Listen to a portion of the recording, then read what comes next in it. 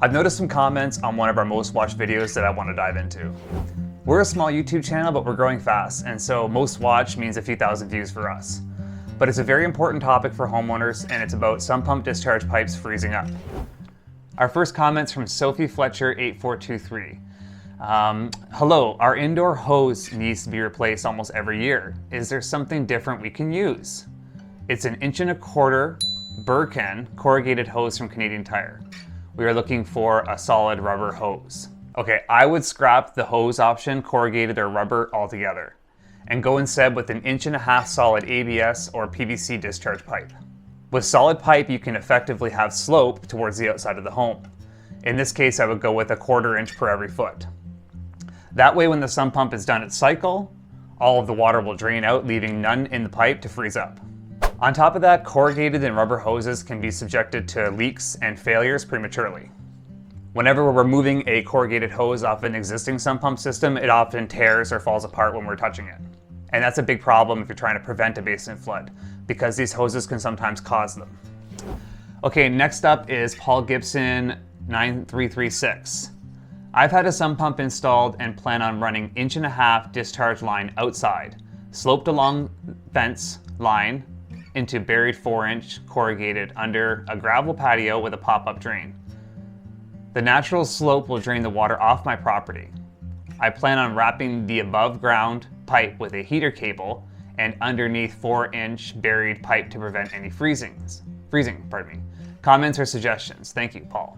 Now, we've had our issues with using corrugated discharge extension pipe like the one shown in this video, so we've actually scrapped it altogether and we're going with 4" PVC BDS discharge extension pipe.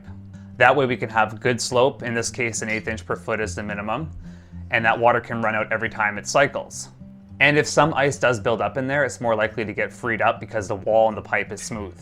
So these pop-up drains are typically made to allow you to use your yard space, like for mowing and stuff like that, and they're out of the way, which is nice. My fear with them is that they would be very susceptible to freezing, especially since the water has to make its way up, and in really cold climates there could be a snowpack or even ice on top of the drain relief, making it useless. Next one we got is Ryan A. Garb. I noticed the end of the flex pipe is propped up by some stones. Right now my flex pipe is on the ground, but I'm worried about a backup. I have a consistent downhill slope, but the water accumulates and backs up slightly. Any advice on this?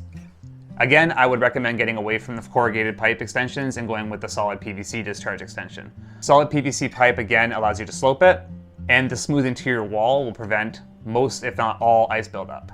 If you change it to 4" PVC pipe and you're still having what's called ponding at the end of the discharge line, I would strongly recommend going with the drywall for this discharge extension.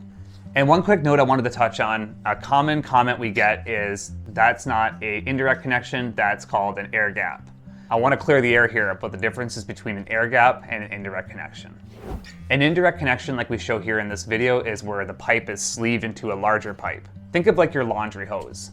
The drain hose from your washing machine goes into either a 2" or 1.5" pipe, and it's not directly connected. The pipe is just sleeved into there. Now, an air gap is a distance between the fixture it's draining into and the faucet where the water's coming out. So air gap is where you have the discharge pipe physically above the discharge extension with a gap of air between the two of them.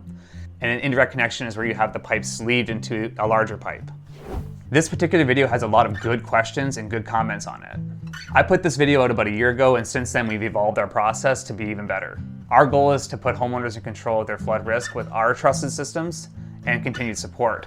So I'm going to try and answer these comments more often, and if you have any questions, please feel free to comment on our videos. I'd be happy to answer them in the next one. And thanks so much for watching. Stay dry.